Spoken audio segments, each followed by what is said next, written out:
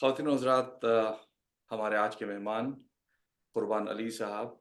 कुर्बान भाई is a very senior journalist with more than 40 years of experience in television, print, internet and almost every kind of media portals. 14 साल इसमें BBC में गुजारे और उसके बाद he had very successful tenures with some other very reputed media houses such as Raj Sabha TV, Doordarshan, UNI, etc. He has also authored a book, Founders of the Socialist Movement in India. As a journalist, he has extensively covered major events like the Gujarat Riots or Kargil War and international events like the Gulf War. He has reported from Pakistan, Egypt, Kuwait, Saudi Arabia, Iraq, from the UK, the US, and the United Nations.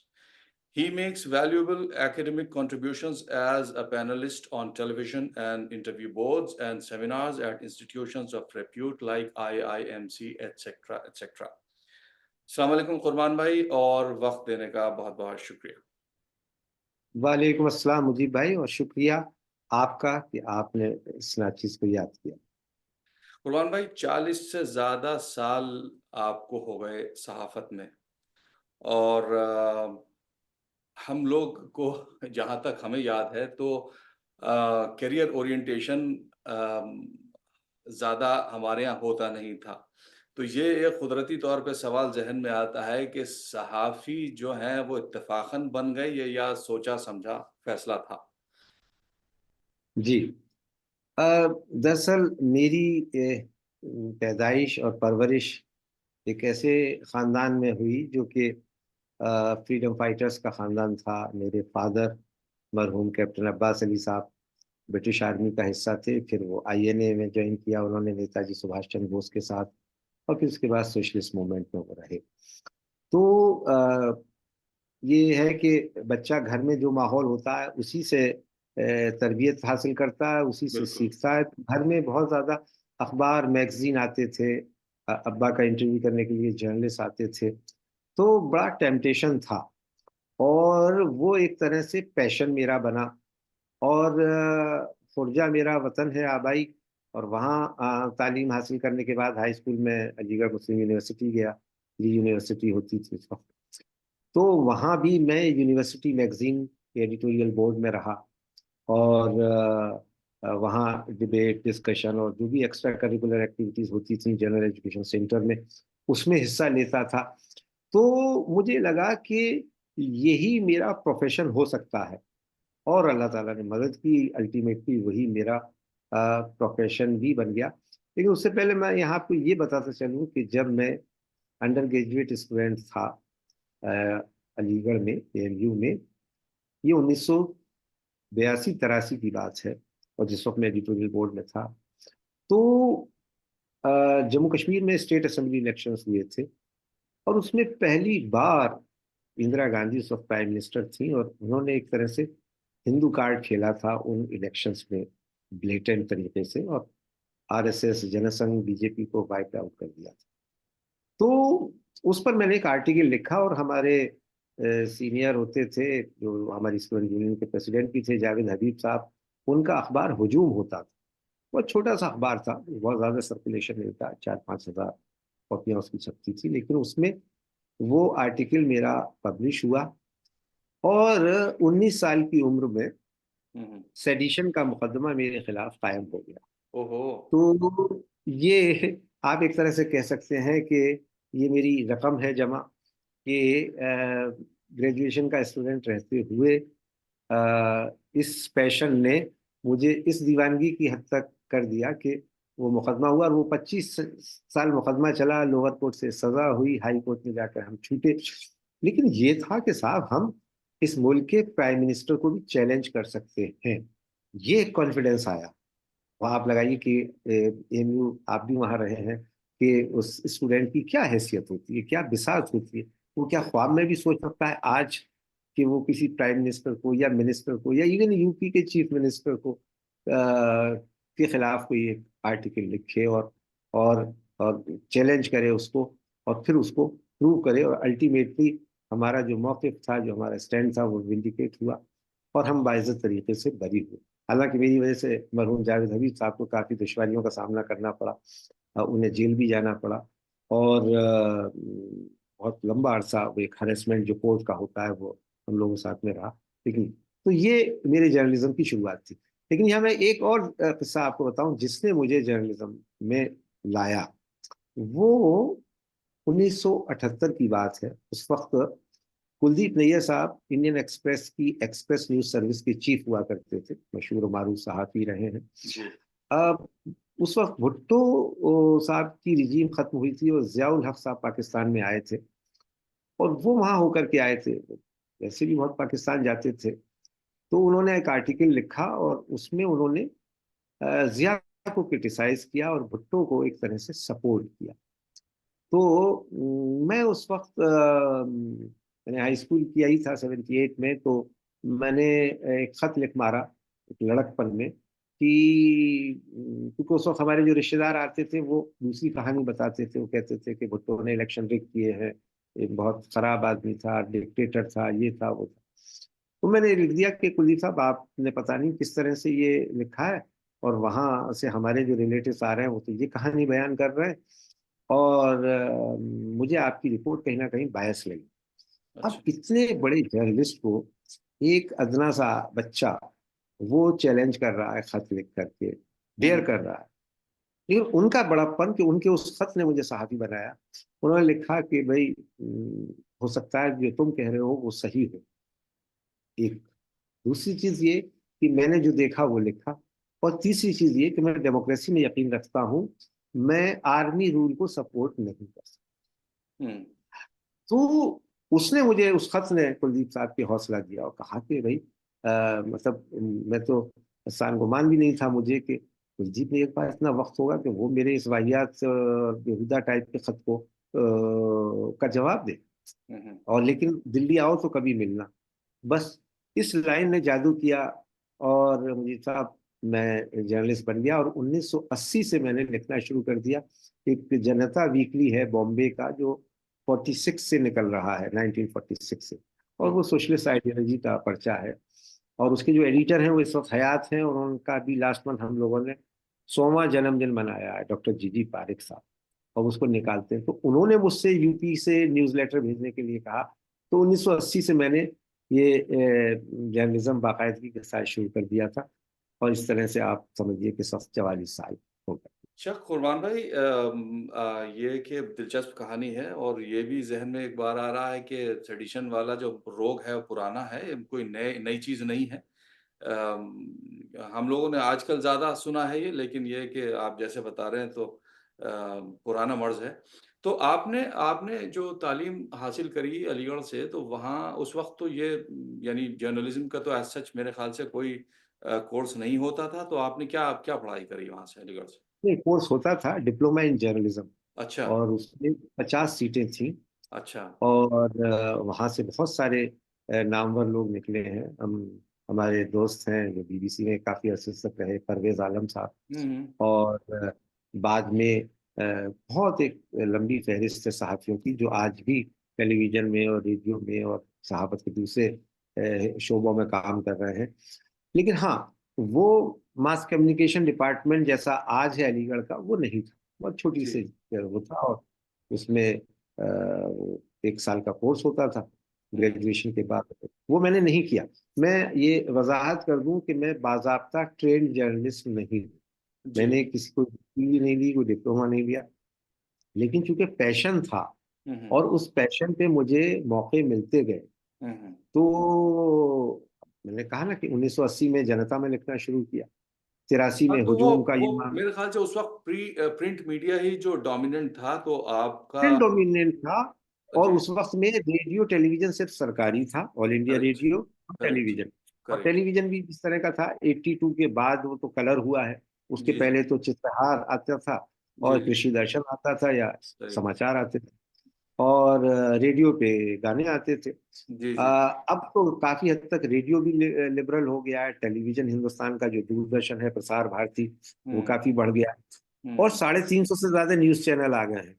हम्म। और इससे ज्यादा अखबारात हैं सही बात। जो कि, और अब तो हर अखबार जो बड़ा अखबार होता है वो नेशनल न्यूज़पेपर होता है। जैसे हिंदू बेसिकली चेन्नई से पब्लिश होने वाला अखबार है, जी। लेकिन वो नेशनल डेली है। टेलीग्राफ कलकत्ता से पब्लिश होता है, लेकिन वो नेशनल हम्म। डेली है। हम्म। और इसी तरह से हिंदी के या दूसरी लैंग्वेजेस के अखबार हैं, और times of India, Indian express और हिंदुस्तान टाइम्स के तो बेशुमार एडिशन है। कोई बड़ा जी। शहर या स्टेट जी। कैपिटल नहीं होगी जहां जी। से वो ना निकलते हो। जी।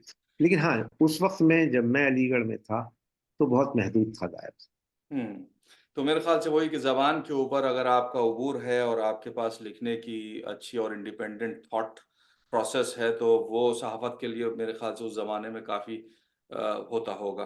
तो कुर्बान में मैं ये पूछ रहा था कि देखिए, इस दौर में हम लोग एक अजीब व गरीब किस्म के तज़ाद से गुज़र रहे हैं कि जो मीडिया है वो एक तरीके से बड़ा डिवाइडेड सा लगता है। 2 पालों में सुनने वाले और कहने वाले 2 बँटे हुए हैं। अच्छा, कहने वाले भी जो हैं वो अपने मालिकान की ज़बान बोलते हैं, और सुनने वाले भी जो हैं वो देखते हैं या सुनते हैं जो उनकी कन्विक्शंस को, उनकी आइडियोलॉजी को कैटर करता है। तो अब उसमें अगर जैसे कुछ लोग न्यूट्रल बायस वाले लोग हों, जिनको वाक़ई में सही रिपोर्टिंग चाहिए हो, तो वो कहाँ जाएँ?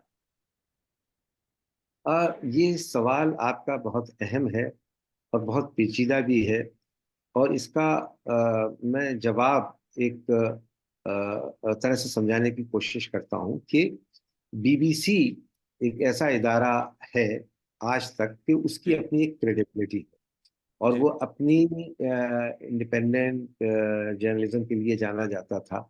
हुँ। और हम जब एज ए स्टूडेंट बीबीसी सुनते थे, तो उस जमाने का एक मशहूर वाकया है कि फॉकलैंड वॉर हुई थी अर्जेंटीना और ग्रेट ब्रिटेन के बीच में।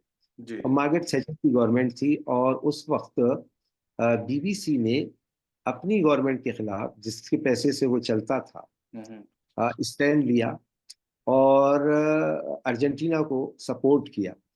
और इस पे मार्गरेट थैचर बहुत नाराज हुई हुँ, कि हुँ। ये नेशनल इंटरेस्ट के खिलाफ कैसे जा सकते हैं।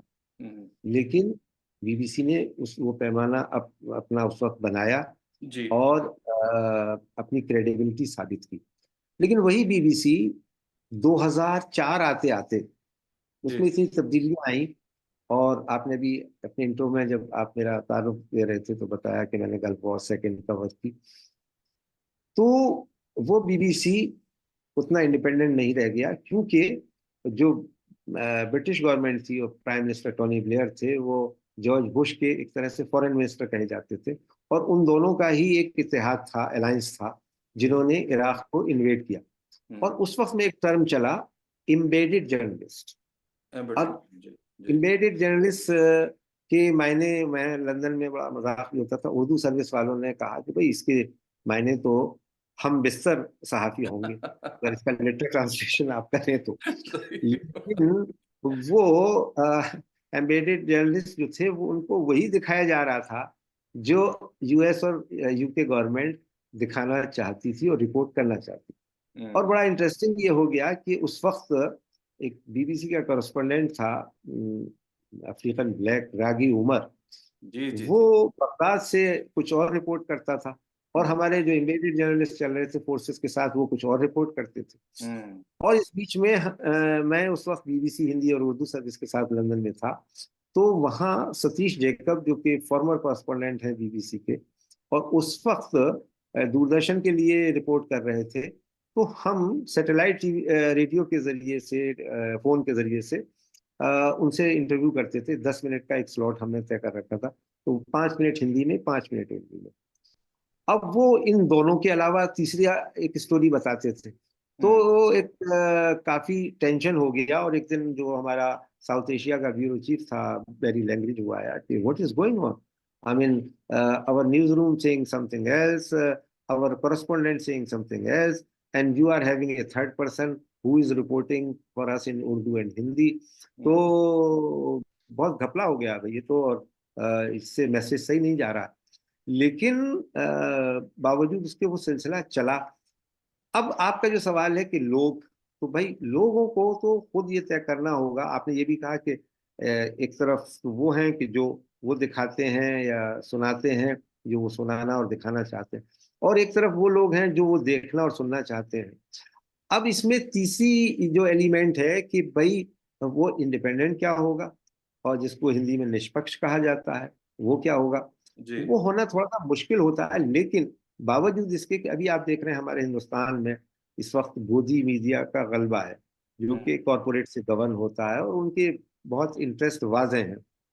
लेकिन उसके काउंटर में एक पैरेलल इंडिपेंडेंट मीडिया खड़ा हुआ है, यूट्यूब के जरिए से, या डिफरेंट चैनल हैं जैसे वायर है, सत्य हिंदी है, न्यूज क्लिक है, और इस तरह के बहुत सारे।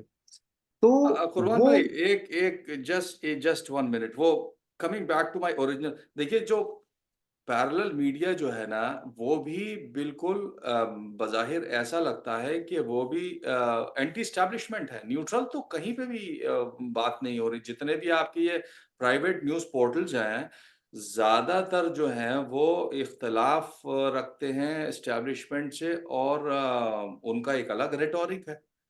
तो वो ये जो आप है। ये सही कह रहे हैं मजीद साहब। जी। लेकिन मैं आपको बताऊं, देखिए एक जो बेसिक हमारी ट्रेनिंग हुई जर्नलिज्म में, वो ये हुई कि हमेशा गवर्नमेंट ऑफ द डे को क्वेश्चन करो।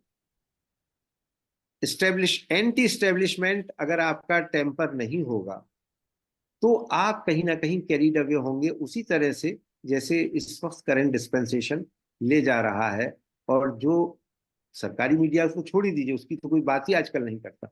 जो इंडिपेंडेंट मीडिया हाउसेस हैं, उनमें सुबह 10 बजे या 11 बजे एक मीटिंग होती है, और सुबह में तय कर दिया जाता है एजेंडा कि भाई ये एजेंडा है और हमें इस पे चलाना है।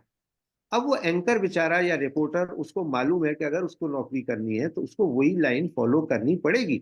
सही। वो जो जर्नलिज्म के बेसिक फंडामेंटल्स हैं, वो उनको फॉलो नहीं करते।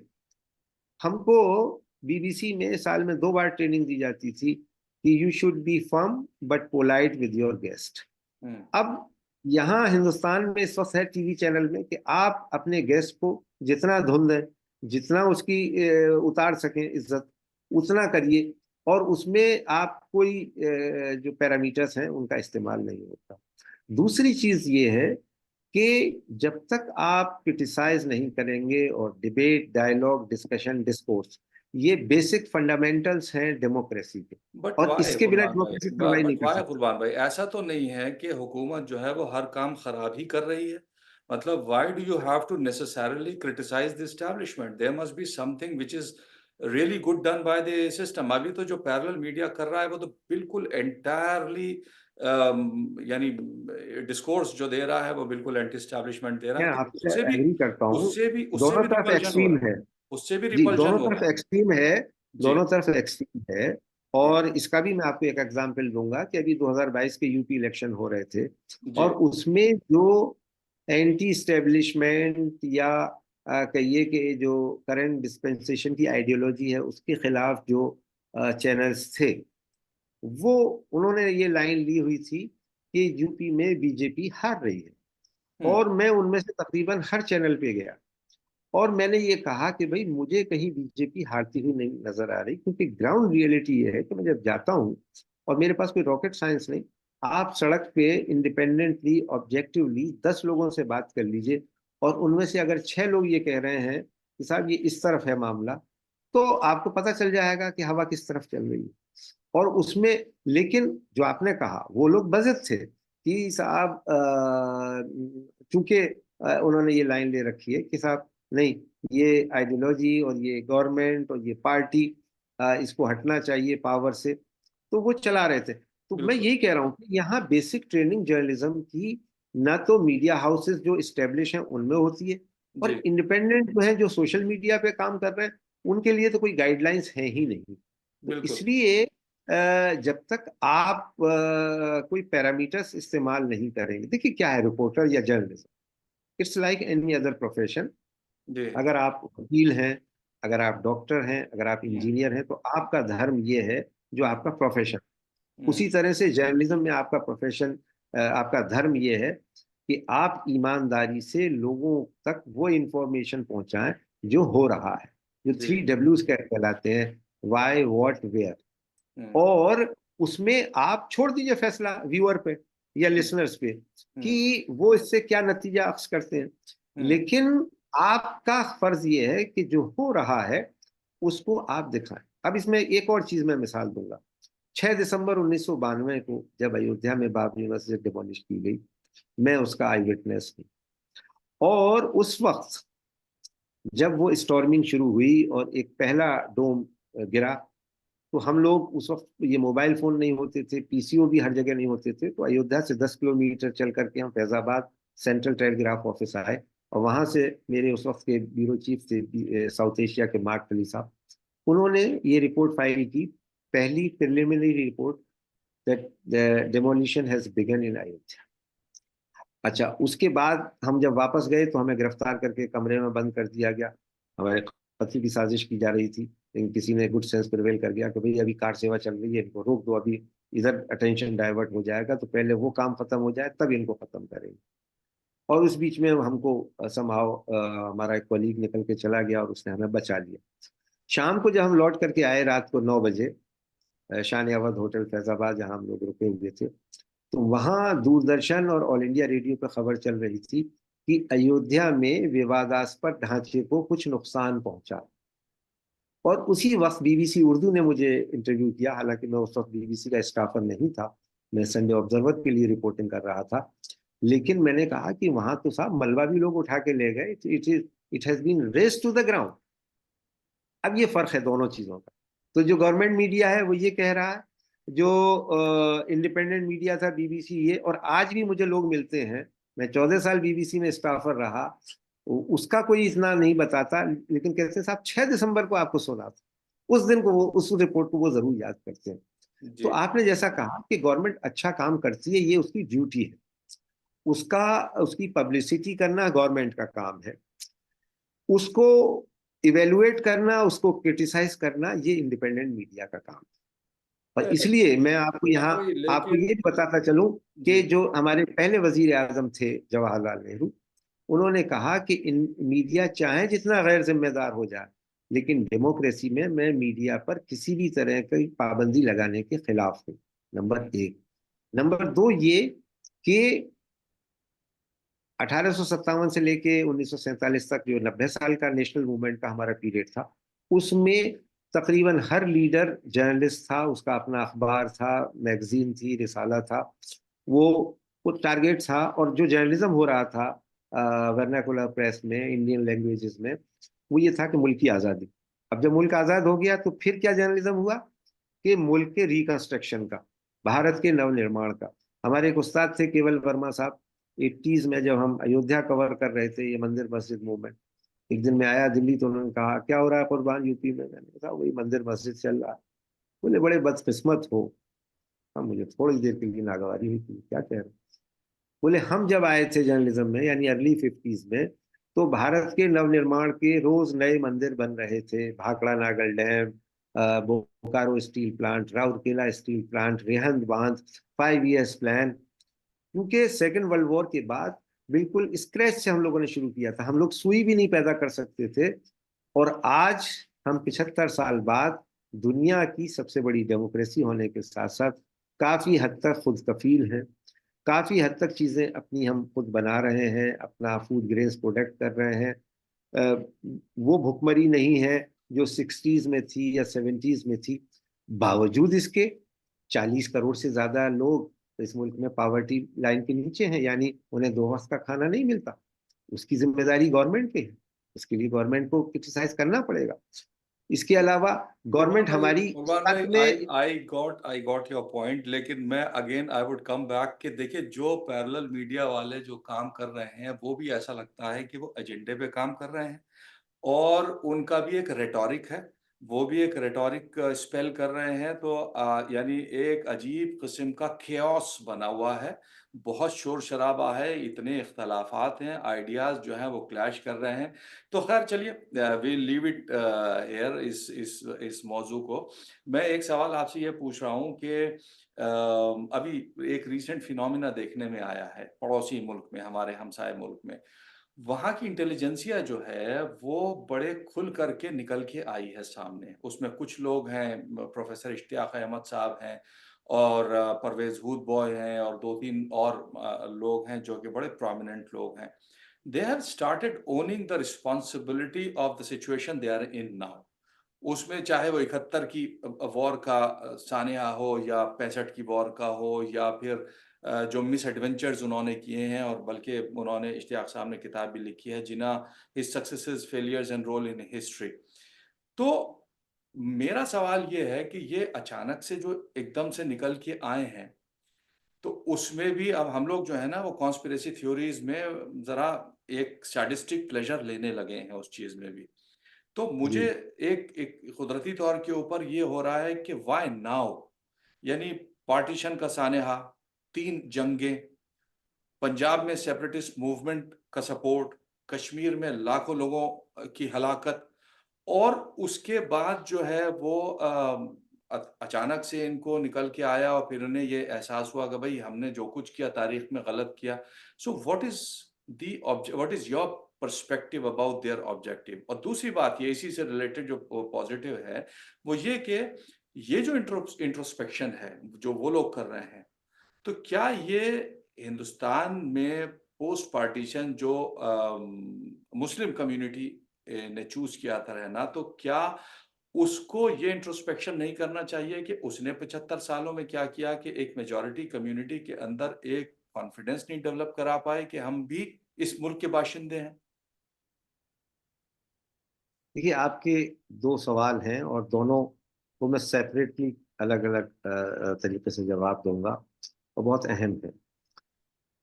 पाकिस्तान एक मजहबी नफरत की बुनियाद पर बना हुआ मुल्क है ओके, और मैं ये कहता हूं कि दुनिया में सिर्फ दो नाजायज मुल्क हैं, माफ कीजिएगा मेरे इस तल्ख जुमले को, एक इसराइल और एक पाकिस्तान, जो मजहबी नफरत की बुनियाद पे बनाए गए, पॉलिटिकल रीजन से बनाए गए और जिनकी ना हिस्ट्री है ना ज्योग्राफी, 75 साल से ज्यादा पुरानी। और वो एक बिल्कुल आर्टिफिशियल मुल्क बनाए गए। अच्छा, नतीजा क्या हुआ कि उस वक्त भी मुल्क में, एक मुल्क होता है उसमें जहां 10-15 करोड़ की आबादी हो, तो आप ये उम्मीद नहीं कर सकते कि वो हर आदमी एक लाइन पे सोचेगा। और जी, दूसरा, पाकिस्तान में तो बांग्लादेश बनने के बाद भी 4 तरह की सब नेशनलिटीज है, सब नेशनलिज्म है। बिल्कुल। बलूच है, पठान है, पंजाब है, सिंधी है, पख्तूनवा है। और इनके बीच में कोई ये जेल नहीं करते, बल्कि कंट्राडिक्शंस हैं हुँ, और टकराव होता है। और इसीलिए हिस्टोरिकली पंजाब में, क्योंकि आर्मी, आईएसआई और पॉलिटिकल पावर हमेशा पंजाबियों ने गवर्न किए, हुँ, तो और जो बांग्लादेश बना उसमें भी ये पंजाबियत एक बड़ा रीजन थी, तो उन्होंने डोमिनेट करने की कोशिश की। और बांग्लादेश में मेजोरिटी बंगालियों को मिल रही है, बावजूद उसके शेख मुजीबुर रहमान को वजीर आजम मानना तो दूर, उन्हें जेल में डाल दिया जाता है। और उर्दू थोपी जाती है और दूसरे कई सारे रीजन हैं। लेकिन इसमें मुझे मौलाना आजाद का एक तारीखी जुमला है, इंटरव्यू है बल्कि, 1946 में हुँ, उन्होंने चट्टान मैगजीन लाहौर की होती थी, उसके एडिटर सोरेश काश्मीरी ने उनका इंटरव्यू किया था, जिसमें वो कांग्रेस पार्टी के प्रेसिडेंट थे और पाकिस्तान बना नहीं। कि मौलाना, पाकिस्तान के बारे में आपका क्या ख्याल है? तो उन्होंने कहा कि अगर पाकिस्तान का बनना इस बरसगीर के मुसलमानों के हक में होता, माइंड कीजिए कि बरसगीर, जी, और तो मैं पहला शख्स होता जो इसकी हिमायत करता। लेकिन मैं ये देख रहा हूं कि जो मजहबी जुनून इस वक्त मुसलमानों के सर पर नाच रहा है, इसका नशा जब उतरेगा तो ये एक दूसरे का गला काटेंगे। और हुँ, वो पूरा इंटरव्यू नेट पे मौजूद है, आप पढ़िएगा। ऐसा मालूम होता है कि मौलाना प्रिडिक्शन करते जा रहे हैं, भविष्यवाणी कर रहे हैं कि ये मुल्क आर्टिफिशियल तरीके से बनाया गया और ये एक नहीं रह सकता। और फिर जहाँ 1,000 मील से ज्यादा की सरहदें हों तो उसमें वो होता है। सही आपने बात। जो बात की कि पाकिस्तान में अब इस तरह के लोग, हुआ ये है कि हिंदुस्तान और पाकिस्तान में एक तो people people to people contact बहुत कम हुआ। और जब तक ये 1990 में ग्लोबलाइजेशन कह लीजिए, फ्री इकोनॉमी कह लीजिए, लिबरलाइजेशन कह लीजिए, इसका दौर नहीं शुरू हुआ और प्राइवेट मीडिया हिंदुस्तान और पाकिस्तान दोनों जगह नहीं खड़ा हुआ, उसके पहले तक पाकिस्तान रेडियो तो सारा कैंपेन हिंदुस्तान के खिलाफ होता था, हम्म, और हिंदुस्तान का ऑल इंडिया रेडियो और दूरदर्शन पाकिस्तान के खिलाफ करता था, क्योंकि 3 जंगें लड़ चुके थे, 48, 65 और 71, और उसके बाद कारगिल भी हो गया। हम्म, तो वो एक माइंडसेट बना हुआ है। अच्छा, एक और चीज मैं आपको बताऊं, इस वक्त पाकिस्तान में बड़े पैमाने पर एथीस्ट लोगों की पॉपुलेशन बढ़ गई है। हम्म, और इसको अभी लोग, क्योंकि लोग तो ये समझते हैं कि वो तो भाई निज़ाम मुस्तफ़ा वाला मुल्क है और इस्लामिक रिपब्लिक ऑफ पाकिस्तान है। हालांकि जिन्ना साहब ने पाकिस्तान बनते ही जो कॉन्स्टिट्यूंट असेंबली में स्पीच की थी, वो ये थी कि now Hindu ceases to be Hindus and Muslim ceases to be Muslims, and Pakistan will be secular state. हम्म, तो लोगों ने कहा कि भाई जिसकी जरूरत क्या थी, जब सेक्युलर स्टेट तो हिंदुस्तान भी बन रहा था, उसकी कॉन्स्टिट्यूंट असेंबली ने भी बनाया। और दूसरे, you are free to go to your churches, you are free to go to your temples, you are free to go to your mosque. लेकिन जिन्ना साहब की आंख बंद होते ही 2 साल भी नहीं लगे कि वो इस्लामिक रिपब्लिक ऑफ पाकिस्तान बन गया। हम्म, और उसमें एक अजीब और गरीब चीजें हुई। आप जानते हैं, आर्मी रूल, पहले अयूब साहब आए, फिर याहिया खां आए, फिर जनरल जिया आए, फिर परवेज मुशर्रफ आए। डेमोक्रेसी को कोई मौका ही नहीं मिला, इसलिए। और कंट्रोल मीडिया था, तो वहाँ की मीडिया में क्या छप रहा है, क्या कहा जा रहा है, वो दुनिया को पता ही नहीं चलता था, हिंदुस्तान को तो बिल्कुल ही नहीं पता चलता था। तो वहाँ ये वॉइसेस हमेशा से रही हैं जिनका आपने जिक्र किया।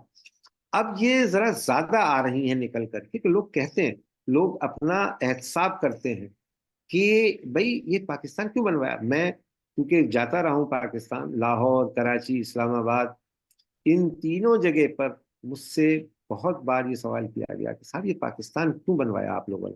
मतलब उनका कहना ये था कि ये तो यूपी और बिहार वालों का था मामला, हमसे क्या इसका लेना देना था, हमें तो सिर्फ इसलिए कि हम मुस्लिम मेजोरिटी स्टेट थे तो ये हमारे ऊपर थोप दिया गया।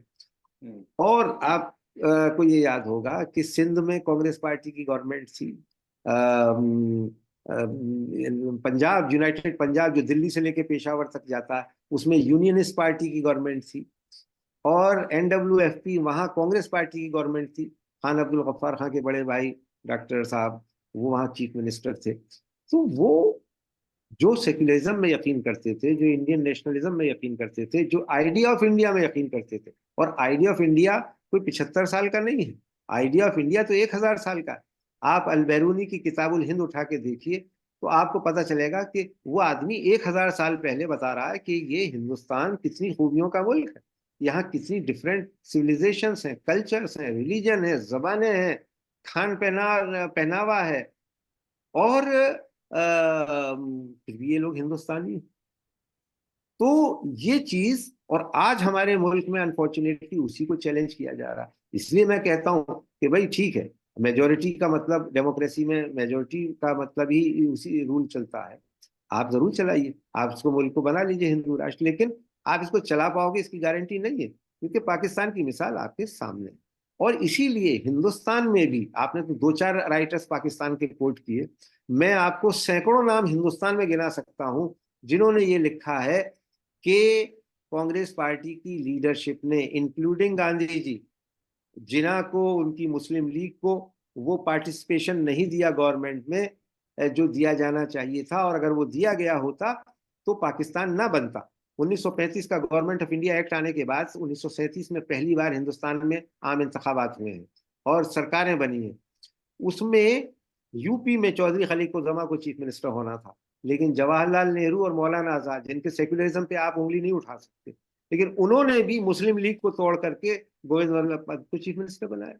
बिहार में सैयद महमूद को चीफ मिनिस्टर बनना था, वहां अनुग्रह नारायण सिन्हा बने। बंबई में नारीमन को बनना था, जो गुजरात और बॉम्बे स्टेट कहलाता था पूरा, उनको नहीं बनने दिया गया। तो मधुलिमय ने किताब में लिखा है, सीरवाई ने लिखा है, जो चीफ जस्टिस ऑफ इंडिया रहे हैं, जी, और इस जी, तरह की अनगिनत किताबें मैं आपको कोट कर सकता हूं जिसमें कहा गया है कि it was a blender on the part of Congress. और दूसरी चीज, आखिर में 1946 में, यानी 1940 में तो पाकिस्तान का रेजोल्यूशन पास किया है मुस्लिम लीग ने, 6 साल में तो तहसील और जिले नहीं बनते, वो तो मुल्क बन गया अंग्रेज की वजह से। लेकिन 46 में भी जब ये थी कि कैसे अवर्ट किया जाए इस पार्टीशन को, जिसने लाखों लोगों को मरवा दिया, करोड़ों लोगों को बेघर कर दिया, कि वहां पे कैबिनेट मिशन एक आया और उसके जरिए से ये हुआ कि भाई ये लूज फेडरेशन होगा, करेंसी, डिफेंस और कम्युनिकेशन, इनको छोड़ करके बाकी सारी चीजें स्टेट्स और ऑटोनोमस होंगी। जिन्ना ने, मुस्लिम लीग ने उसको मान लिया। हम्म। जवाहरलाल जी ने कह दिया कि भाई जरूरी मैं नहीं कि हम फरमान भाई, separate. I agree with you 100%, इसलिए कि तारीख के जो पहलू हैं, अभी आपने सीरवाई साहब का नाम लिया, मैंने बहुत जमाने पहले वो किताब पढ़ी थी, अब दोबारा उसका रिवाइज एडिशन में पढ़ रहा हूँ। तो हिस्ट्री के भी पर्सपेक्टिव्स हैं, तो उस दौर में क्या हुआ क्या नहीं हुआ उस वक्त की भी जो है, ये बिल्कुल एक अलग मौजू है, इसके ऊपर हम लोग अलग से बात करेंगे। तो मैं ये पूछ रहा था आपसे कि देखिए, हिस्ट्री के पर्सपेक्टिव्स हैं, जिस दौर में वो लिखी गई और जिन लोगों ने लिखी, तो उनके नज़रियात भी जो हैं वो कहीं न कहीं डॉक्यूमेंट में शामिल हो जाते हैं। लेकिन मेरा बुनियादी सवाल जो है वो यही है कि ये जो अचानक से इतना मंज़र-ए-आम पे ये चीज़ें आई हैं कि उन्होंने इस चीज़ को डिसोन करना यानी ओन करना शुरू कर दिया है कि भई हमारी पॉलिटिकल ब्लंडर्स क्या-क्या रहे हैं। तो इसको मैं रिलेट कर रहा हूँ कि अगर यही चीज़ जो है, ये इंट्रोस्पेक्शन जो मुसलमान कम्युनिटी हिंदुस्तान में है, वो अभी तक ब्लेम गेम में मुब्तला है, वो विक्टिमाइजेशन वाला जो कार्ड है वो बहुत चिल्ला-चिल्ला के कह रही है, but they are not owning their responsibility कि कहीं न कहीं आज जो मौजूदा सूरत-ए-हाल में उसका भी एक कंट्रीब्यूशन है। देखिए मुजीब साहब, ये जो आपने कहा ना, ये एक दो लोगों का, राइटर का या 10 लोगों का लिखने का मामला नहीं है। बुनियादी चीज एक होती है कि एक कंसेंसस होता है कौम का। कौम से मतलब पूरी मुल्क का। जी, हमने 1857 से लेके 1947 तक 90 साल का जो नेशनल मूवमेंट का पीरियड, उसमें से 1857 से 1885, यानी जब तक इंडियन नेशनल कांग्रेस बनी, तो उस वक्त तो डेमोक्रेसी का कंसेप्ट नहीं था, ये मॉडर्न कंसेप्ट नहीं था। वारफेयर होती थी, लोग राजे रजवाड़े अपनी हुकूमतों के लिए लड़ते थे। आखिरी बादशाह मुगल जो थे, बहादुर शाह जफर, उनकी क़यादत में लड़ाई लड़ी गई। वो फेल हो गए और ब्रिटिश रूल हो गया। पहले ईस्ट इंडिया था, फिर ब्रिटिश रूल हो गया 1858 से। लेकिन 1885 में इंडियन कांग्रेस के बनने के बाद ये शुरू बात हुई कि भाई डिबेट डिस्कशन के जरिए से या डिस्कोर्स के जरिए से हम अपनी बात कैसे कह सकते हैं। जी, और एक अंग्रेज ने, ह्यूम जो स्कॉटिश था, उसने जी, कायम की कांग्रेस। जी, लेकिन वो एक प्लेटफॉर्म बना कि उस पर हिंदुस्तानी जो उस वक्त पढ़ करके आने लगे थे, क्योंकि माइंडेड कि 1850 में कलकत्ता, मद्रास और बम्बई में प्रेसिडेंसी कॉलेज खुल चुके थे। जी, और उनमें मेजोरिटी जो थी वो नॉन मुस्लिम्स की थी। मुस्लिम्स तो ये थे कि 300 स्टूडेंट्स में से 3 स्टूडेंट कलकत्ता में थे, जो हंटर रिपोर्ट हमें 1877 में बताती है। लेकिन वो जो बॉडी थी कांग्रेस, वो भी एक कोई नुमाइंदा जमात नहीं थी। वो राय बहादुर राय साहब, खान बहादुर खान साहब और वकील जो विलायत से पढ़ के आते थे, उनकी तंजीम थी। वो साल में एक बार मिलते थे और इजलास होता था, रेजोल्यूशन पास हो जाते थे। करेक्ट। 1885 से 1915 तक ये सिलसिला चला। लेकिन 1915 में गांधी जी के साउथ अफ्रीका से आने के बाद सिनेरियो बदलने लगा। और 1919 और 20 आते आते दो बड़े पावरफुल मूवमेंट जिन्होंने सब कॉन्टिनेंट को हिला दिया। एक तो पहला खिलाफत मूवमेंट और दूसरा non cooperation movement Gandhi ji का। हम्म, और ये मूवमेंट जो थे, इसने अंग्रेज की नींद हराम कर दी कि भाई यहाँ तो हिंदू मुस्लिम यूनिटी हो गई है। मौलाना मोहम्मद अली, शौकत अली और तमाम जो एक पूरा नेशनलिस्ट मुसलमानों का स्कूल है, वो गांधी जी की क़यादत में तुर्की की खिलाफत के लिए, हालांकि एक वो बेवकूफ़ी की बात थी, वो तुर्की ने खुद, कमाल पाशा ने उसको अपनी कैलिफेट को ख़त्म कर दिया। लेकिन हिंदू मुस्लिम यूनिटी का एक माहौल बना और non cooperation movement pan India हुआ। उसने कहा कि अगर ये लोग मिल गए तो हम साफ कर देंगे। तो इसलिए अंग्रेज ने उसी दौर में, 1906 में मुस्लिम लीग बन गई थी लेकिन वो एक नॉन एंटिटी थी, 1920 तक उसको हवा देनी शुरू की। और उसी वक्त 1915 से हिंदू महासभा, और 1925 में आरएसएस बन जाता है। तो ये क्लियर डिवीजन शुरू हो गया मुसलमानों का और हिंदुओं का। और इसको चैलेंज कर रहे थे गांधी जी और उनकी क़यादत में कांग्रेस पार्टी के लीडर, जिनमें हिंदू, मुसलमान, सिख, ईसाई सब शामिल थे। तो ये नजरियाती लड़ाई थी। और 1920 से 1947 तक ऑल इंडिया कांग्रेस कमेटी के जितने रेजोल्यूशन हुए, और खास करके 1931 का कराची कांग्रेस, वो हमारे इंडियन कॉन्स्टिट्यूशन की बोन है, बैकबोन। और उसी वक्त ये तय हो गया था कि जब मुल्क आज़ाद होगा तो इसका एक ऐसा आईन होगा, एक ऐसा मुल्क बनाएंगे हम जिसमें जात, बिरादरी, मजहब, जबान, सेक्स की बुनियाद पर कोई डिस्क्रिमिनेशन नहीं होगा, सबके हुकूक बराबर होंगे। लेकिन एक तरफ हिंदुत्वा की फोर्सेस थी, वो कहती थी कि नहीं, ये तो हिंदू राष्ट्र बनना चाहिए, हिंदुओं का मुल्क है, मेजोरिटी यहाँ उनकी रहती है। दूसरी तरफ मुस्लिम लीग थी, वो कहती है कि हम तो साथ दो कौम हैं, हम तो साथ में रह नहीं सकते। इसलिए जिन्ना साहब अपना मोह सीटेड पाकिस्तान लेकर के चले गए। लेकिन मुल्क आजाद होने से पहले ही ये तस्वीर साफ हो गई थी कि इस मुल्क के एक रखने की अगर कोई प्री रिक्विजिट है तो वो ये कि जो 1000 साल की, इसकी बल्कि मैं कहूँगा 5000 साल की सिविलाइजेशन है, कल्चर है, और उसके जो बेसिक्स हैं, हिंदू मुस्लिम यूनिटी, ये कोई नया कंसेप्ट नहीं है, ये हजारों साल पुराना है। और उसी के तहत रहना है तब तो हम रह सकते हैं। इसीलिए मैं आज कह रहा हूं कि कोई किसी एक राइटर के लिख देने से और ना लिख देने की बात नहीं है ये। इसीलिए मैंने अलबेरूनी को कोट किया कि आइडिया ऑफ इंडिया क्या है। आइडिया ऑफ इंडिया ये कहता है कि हम किसी भी तरह की, किसी की भी कोई अक्सरियत की या अकलियत की कोई जबरदस्ती बर्दाश्त नहीं करेंगे, उसकी कोई कोई ऐसी बात बर्दाश्त नहीं करेंगे कि जो कि साहब हम मुसलमान हैं तो हमको ये मिलना चाहिए, हम हिंदू हैं तो हमको ये मिलना चाहिए, हम क्रिश्चियन हैं तो हमें ये मिलना है। आप हिंदुस्तानी हैं, उसके लिए कॉन्स्टिट्यूशन डॉक्टर अंबेडकर ने बना दिया।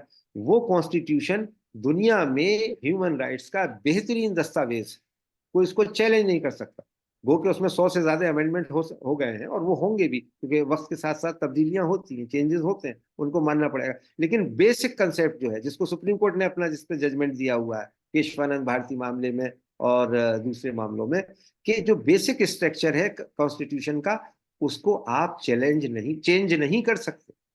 वो आपके परव्यू से बाहर है। चाहे आप 400 से ज्यादा भी सीटें ले आएंगे, आप अगर बदलने की कोशिश करेंगे तो वो कॉन्स्टिट्यूशनल नहीं होगा। ये आज से 50 साल पहले सुप्रीम कोर्ट ने अपना फैसला सुना। और इसीलिए मैं ये आपसे अर्ज कर रहा हूँ कि चाहे हिंदुस्तान में मुसलमान को शिकायत करें या क्रिश्चियंस करें या सिख करें, बहुत सारी चीजें, पर्सनल लॉज के मामले हैं, उनको लेकर के बहस चल रही है। और बहुत सारे रिलीजियस राइट्स होते हैं, सरदार जो हैं वो किरपान रखें कि ना रखें, वो पगड़ी बांधें कि नहीं बांधें, इसको लेके भी डिबेट होती है। लेकिन सबके सेफगार्ड्स किए गए हैं, और उसमें सर्वधर्म समभाव और वसुधैव कुटुंबकम, ये बेसिक कंसेप्ट है हिंदुस्तान के, जो क्रिश्चियनिटी और इस्लाम के आने से पहले से मौजूद है। फुरमान और भाई, उसी पर अग्रीड ये मुल्क है। Agreed agreed 100%। ये तो मतलब एक कॉन्स्टिट्यूशनल बात हो गई। मेरा जो सवाल था वो ये था कि जिस तरह से हमसाया मुल्क में अपने हिस्टोरिकल मिस्टेक्स को ओन करने की एक पहल शुरू हुई है, क्या ये हिंदुस्तान में हिंदुस्तान के मुसलमानों को ये पहल नहीं करनी चाहिए कि उन्हें भी ब्लेम गेम करने के बजाय कुछ ना कुछ रिस्पॉन्सिबिलिटी ओन करनी चाहिए कि भाई उनसे भी खताएं हुई हैं, उन लोग 75 साल में वो कॉन्फिडेंस मेजॉरिटी कम्युनिटी में डेवलप नहीं कर पाए जो कि उनको करना चाहिए था। This is one. दूसरी चीज ये कि जो पूरी दुनिया में हमारे आसपास, मिसाल के तौर पर बमियान में जब ये अफगानिस्तान में ये इनकी वो थी, तो सदियों से वो बुद्धा के स्टैचूज खड़े हुए थे, उनको जो है फॉर वट एवर रीजन उनको जो है वो तोड़ दिया गया। तो क्या उसका असर क्या हिंदुस्तान पे नहीं पड़ेगा? तो आप आसपास के माहौल में जो दुनिया में लोग देख रहे हैं, तो उससे उनके अंदर एक प्रेजुडिस डेवलप होता है किसी कम्युनिटी के खिलाफ में। तो अब हिंदुस्तान के देखिए, पर्सपेक्टिव में खाली मुसलमान जो है वो सिर्फ ये कि साहब पिट गए पिट गए पिट गए पिट गए, but they should also start owning up the responsibilities. They are हाँ, रिस्पांसिबल। लेकिन जी, मगर मुजीब साहब, आपका सवाल सही है। और फेनेटिज्म और फंडामेंटलिज्म और एक्सट्रीमिज्म वो किसी भी कौम के खिलाफ होता। जवाहरलाल नेहरू का एक कोट है कि मेजोरिटी कम्युनिटी का कम्युनलिज्म जहां मुल्क के लिए खतरनाक होता है, वहीं माइनॉरिटी का कम्युनलिज्म उसके अपने लिए खराब होता है, खतरनाक होता है। लेकिन हम ये एक पैरेलल अप्रोच नहीं ले सकते कि भाई पाकिस्तान में ऐसा हो रहा है तो हम जो है वो हम ये यहाँ पे करने लगे। यहाँ की सिचुएशन बिल्कुल मुख्तलिफ है, और वो मुख्तलिफ इसलिए है कि आज़ादी के बाद मैं ये कहूंगा कि अगर 17 साल तक जवाहरलाल नेहरू जैसा सेक्युलर आदमी इस मुल्क का प्राइम मिनिस्टर नहीं होता, तो सन 50 में वो काम हो गया होता जो आज यहाँ इस मुल्क में अब हो रहा।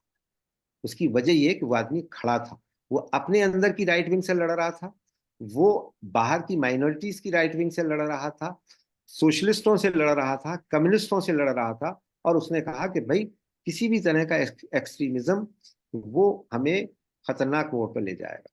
जहां तक मुसलमानों का ताल्लुक है, आजादी के बाद सच्चर कमेटी की रिपोर्ट हमें ये बताती है कि मुसलमान इस मुल्क में शेड्यूल कास्ट और बैकवर्ड से भी नीचे के पायदान पर हैं जनाब। वो क्या सोशली आगे एडवांस कर गए, इकोनॉमिकली कर गए, पॉलिटिकली कर गए, एजुकेशनली कर गए? जवाब है नहीं। और कुछ रियासतों में तो सबसे बुरी हालत, हत्ता के वेस्ट बंगाल जहां 32 साल लेफ्ट फ्रंट का कम्युनिस्ट रूल रहा, जो मुसलमानों के बड़े हिमायती और सेक्युलर होने का दावा करते हैं, वहां सबसे ज्यादा खतरनाक हालात रहे। लेकिन आप बामियान में क्या हुआ उसके लिए हिंदुस्तानी मुसलमान, हाँ मैं इस बात को मानता हूं कि शाहबानो वाले मामले पर जिस तरह से मुस्लिम कम्युनिटी ने स्टैंड लिया, या उसने अपने so called self styled leaders को होने दिया, यानी all India Muslim personal law board, वो कोई चुनी हुई तंजीम नहीं है, वो मुसलमानों के, हिंदुस्तानी मुसलमानों के नाम पे कोई फैसला करने के का हक नहीं हासिल रखती है, लेकिन वो हुआ। और नतीजा ये हुआ कि हाजी मस्तान से लेकर के इमाम बुखारी, सैयद शहाबुद्दीन से लेकर कांग्रेस की जितनी मुस्लिम लीडरशिप थी वो सब, और तमाम so called secular political parties barring left and BJP, सब इस राय के थे कि जो सुप्रीम कोर्ट का फैसला हुआ है शाहबानो मामले में, उसे कॉन्स्टिट्यूशनल अमेंडमेंट के जरिए से बदला जाना चाहिए। और ये बात सही है कि उस फैसले की एक बड़ी कीमत मुसलमानों को चुकानी पड़ी, क्योंकि राजीव गांधी ने उस जिस दिन वो कॉन्स्टिट्यूशनल अमेंडमेंट पार्लियामेंट से पास हुआ, उसी दिन पर्सनल लॉ बोर्ड के चेयरमैन अली मियां को कह दिया था कि जो आप मांगते थे वो मैंने बिना कॉमा फुल स्टॉप के दे दिया। अब मैं अयोध्या में बाबरी मस्जिद का ताला खोलने जा रहा हूं और आप उसके खिलाफ एक लफ्ज नहीं बोलेंगे। That was the deal. और आपने देखा कि फिर उसके क्या नतीजे हुए। तो जो मुसलमानों के अंदर कम्युनलिज्म था, फंडामेंटलिज्म था, वो in the garb of Babri मस्जिद एक्शन कमेटी, जो शाहबानों के वक्त से बनना शुरू हुआ था, और जिसमें मैं कहूंगा कि बहुत सारे क्रिमिनल और लुम्पेन एलिमेंट थे, वो शामिल हुए। और जो मेरठ के खून फसादात हैं जो 3 महीने मैंने कवर किए हैं ऑलमोस्ट डेली, दिल्ली से मेरठ जा करके, अप्रैल टू जून, वो इस बात की नजीर से एक एग्जाम्पल है कि उस, और इसीलिए एमजे अकबर, अब वो कहीं भी हो लेकिन उस वक्त में उन्होंने एक बहुत ही अच्छा आर्टिकल लिखा फ्रंट पेज टेलीग्राफ के, awful price of Shahabuddin Bukhari line. जी 100 से ज्यादा मुस्लिम यूथ को उठा करके गोली मार दी गई आजाद हिंदुस्तान में, कस्टोडियल किलिंग का उससे बड़ा कोई दूसरा एग्जाम्पल नहीं है। अपने राइट्स होते हैं, लोग मारे जाते हैं, हिंदू ने मुसलमान को मारा, मुसलमान ने हिंदू को मारा, हिंदू ने सिख को मारा, दलितों ने अपर कास्ट को मारा, अपर कास्ट ने दलितों को मारा।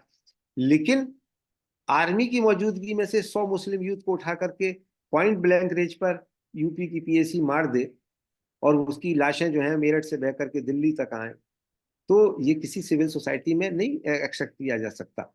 इसलिए मैं अर्ज कर रहा हूँ कि देखिए, हिंदुस्तानी मुसलमान ने आज तक आजाद हिंदुस्तान में 3 या 4 पार्लियामेंट्री कॉन्स्टिट्यूंसी हैं उनको छोड़ करके कहीं भी as a community, as a कौम मुसलमान होकर के वोट नहीं किया। वो 1947 से 77 तक कांग्रेस का बहुत ही लॉयल वोटर था। 77 में इंदिरा गांधी की जातियों के खिलाफ जब नॉर्थ इंडिया का आम हिंदू भी नाराज हुआ, मुसलमान भी नाराज हुए, और यूपी, बिहार, राजस्थान, मध्य प्रदेश, और सब जगह कांग्रेस का सफाया हुआ, खुद इंदिरा गांधी इलेक्शन हार गई। उसके बाद सन 80 में इंदिरा गांधी दोबारा पावर में आई, उन्हें लोगों का वोट मिला, मेजोरिटी का, मुसलमानों ने भी उन्हें वोट दिया। चरण सिंह, वो बहुत अपने आउटलुक के लिए और अपने कम्युनल स्टैंड के लिए जाने जाते थे, लेकिन वो मुसलमानों को टिकट बहुत देते थे, तो यूपी में और बिहार में मुसलमान उनको सपोर्ट करता था। बंगाल में, असम में, और दूसरी जगह पे, और केरला में आज भी लेफ्ट पार्टीज को सपोर्ट करता है। यानी कोई एक आप नहीं बता सकते कि जहां मुसलमान ने as a community communal lines पर वोटिंग की हो और अपने उम्मीदवार को जिताने की कोशिश की। हैदराबाद, मुर्शिदाबाद, अ, केरला की 2 कंस्टिट्यूंसीज और श्रीनगर, अनंतनाग कश्मीर की 2 कंस्टिट्यूंसी। ये 6 कंस्टिट्यूंसी हैं जो मुस्लिम मेजोरिटी हैं। और यहाँ भी जो कैंडिडेट जीतते रहे हैं, अगर आप देखें तो वो कांग्रेस के प्रणब मुखर्जी भी वहां से जीते हैं, मुर्शिदाबाद से। और हैदराबाद में कांग्रेस के भी लोग जीते हैं। और कैलीकट और मंजेरी में जो है वो लेफ्ट फ्रंट के नॉन मुस्लिम कैंडिडेट भी जीते हैं। तो ये कहना कि मुसलमान कम्युनल लाइंस पे सोचता है, फंडामेंटलिस्ट है, और आप जो उससे उम्मीद कर रहे हैं कि वो उतना अपफ्रंट होकर के नहीं आ रहा है कि वो कंडेम करे, कर रहे हैं, किया जा रहा है। पूरी कम्युनिटी में लाखों लोग ऐसे हैं। लेकिन हाँ, जब शाहीन बाग हुआ और पहली बार हिंदुस्तान की लड़कियां और औरतें और बूढ़ी औरतें, 90 साल की दादियां भी आकर के आई, तो वो, माफ कीजिएगा, कुरान और हदीस की रूह से बात नहीं कर रही थी। उन्होंने रहल पर इंडियन कॉन्स्टिट्यूशन रखा हुआ था और कहा कि ये हमारा डॉक्यूमेंट है जो हमें राइट देता है, right to dissent, right to protest. आप पेश कर देते हो। और अब तो ना कोई अपील, ना कोई वकील, ना कोई दलील, हर जगह फुटबॉल भाई बुलडोजर चल बात रहा है। नहीं, that's correct. I mean we leave it here. इसलिए मेरा जो कहना था, देखिए जो उलूम्स हैं, जो जी। इनके इंक्लूडिंग आवर अल्मा मैटर, और जो आपकी रिलीजियस या पॉलिटिकल लीडरशिप है, ये कहीं ना कहीं फेल हुई है। और यकीनन। इसकी इसकी जो है एक रिस्पॉन्सिबिलिटी और अकाउंटेबिलिटी है टुवर्ड्स द कम्युनिटी।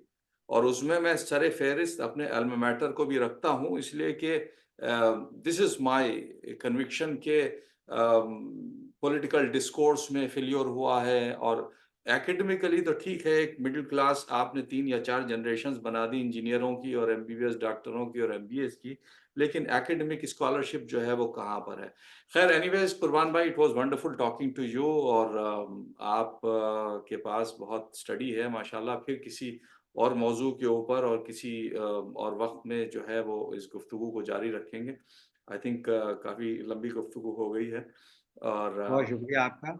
बहुत और शुक्रिया जी। बहुत मुझे दिलचस्प गुफ्तगू लगी। आई एम सॉरी कि मैं अगर आपके कुछ सवालों का जवाब सही आपकी एक्सपेक्टेशन के मुताबिक ना दे पाया हूँ। लेकिन कुछ चीज़ें हैं जिन पे हमें ज़रा खुल के बात करने की ज़रूरत है। और जो आप कह रहे हैं, जी। मैं बिल्कुल कम्युनिटी को कोई क्लीन चिट नहीं दे रहा हूँ। जी। कम्युनिटी रेस्पॉन्सिबल है। जी। लेकिन उसके हिस्टोरिकल रीजंस हैं। जब आप एजुकेशन नहीं देंगे और उनको गhettos में रखेंगे, तो आप उनसे, और जहां मौलवी का रूल हो जाएगा, और इसमें माफ कीजिएगा, जो हमारी ये वहाबी आइडियोलॉजी है और उसमें सल्फी आइडियोलॉजी भी मिल गई है, उसने भी बहुत नुकसान पहुंचाया है। क्योंकि हम लोग तो पिछले 800 बरस से सूफी सेक्ट के मानने वाले लोगों की मेजोरिटी रही है। अजमेर शरीफ में ख्वाजा मोइनुद्दीन चिश्ती आए थे 800 बरस में, और उन्होंने ज्यादातर कन्वर्जन, ये कहा जाता है कि उनकी वजह से हुए हैं। लेकिन अब मुसलमानों का एक बड़ा ग्रुप, और वो अपने आप को प्योरिटन कहता है और कहता है कि साहब हमारा तो और किसी से मामला हो ही नहीं सकता, क्योंकि हम तो या तो यहाँ अपने तरीके से रहेंगे और सीधे जन्नत का काम करेंगे, जन्नत का रास्ता बनाएंगे। तो वो जो चीज है, बहुत वो केओस है वो कुरबान भाई, वो बहुत केओस कंट्रडिक्ट है। करती है। बहुत जी। केओस है। चाहे वो रिलीजियस अंडरस्टैंडिंग हो, पॉलिटिकल अंडरस्टैंडिंग हो, बहुत केओस है। और इसमें जो है वो मोस्टली जो एकेडमिक स्कॉलरशिप थी उसका रिस्पॉन्सिबिलिटी है, चाहे वो दारुल उलूम हो या नदवे हो, चाहे हमारा अल्मा मैटर हो। तो फिर किसी वक्त इंशाल्लाह बात करेंगे इसके ऊपर। ऑल द वेरी बहुत बेस्ट शुक्रिया। कुरबान भाई, बहुत बहुत शुक्रिया। खुदा हाफिज, अस्सलाम वालेकुम।